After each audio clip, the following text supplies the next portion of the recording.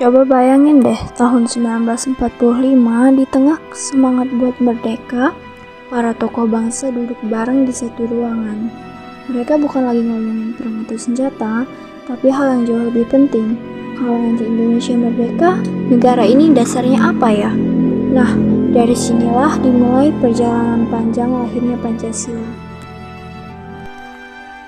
Waktu itu dibentuklah BPUPKI atau Badan Penyelidik Usaha Persiapan Kemerdekaan Indonesia.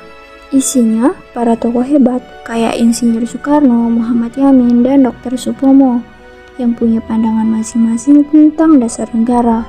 Nah, pada sidang tanggal 1 Juni 1945, Soekarno menyampaikan pidato yang luar biasa. Beliau mengenalin gagasan yang sekarang kita kenal sebagai Pancasila. 5 dasar itu isinya lengkap banget. Ada kebangsaan, ada kemanusiaan, demokrasi, kesejahteraan, dan ketuhanan. Dan yang keren, Soekarno bilang kalau 5 itu terlalu banyak, bisa diperas jadi Trisila, bahkan jadi Ekasila, yaitu gotong royong. Artinya, bangsa ini bisa kuat kalau kita saling bantu dan bersatu. Bahwa Pancasila itu adalah benar-benar satu dasar yang dinamis.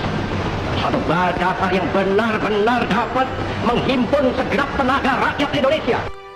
Setelah itu dibentuklah Panitia 9 yang menyusun rancangan dasar negara dan melahirkan Piagam Jakarta tanggal 22 Juni 1945.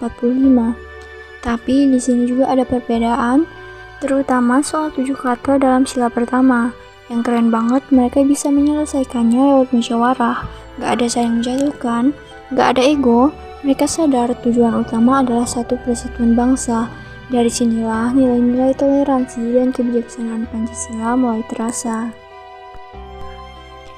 Sampai akhirnya, pada tanggal 18 Agustus 1945, sehari setelah proklamasi, PPKI resmi menetapkan Pancasila dalam pembukaan Undang-Undang Dasar 1945 sebagai dasar negara. Momen ini bukan cuma sejarah politik, tapi juga sejarah moral, karena mereka berhasil menyatukan berbagai perbedaan menjadi satu kesepakatan besar Indonesia yang berlandaskan Pancasila. Kalau saya pribadi, pelajaran paling besar dari sejarah ini adalah semangat gotong royong dan persatuan. Dulu mereka bisa berdiskusi dengan kepala dingin di tengah perjuangan, tapi sekarang banyak dari kita yang gampang banget terpecah cuma karena beda pendapat di media sosial. Padahal semangat Ekasila, gotong royong, itu yang bikin Indonesia bisa merdeka dan tetap berdiri sampai sekarang.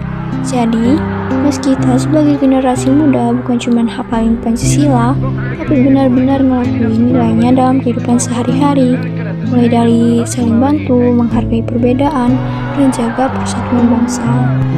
Karena pada akhirnya, Pancasila itu bukan cuma dasar negara, tapi juga cara kita hidup sebagai orang Indonesia.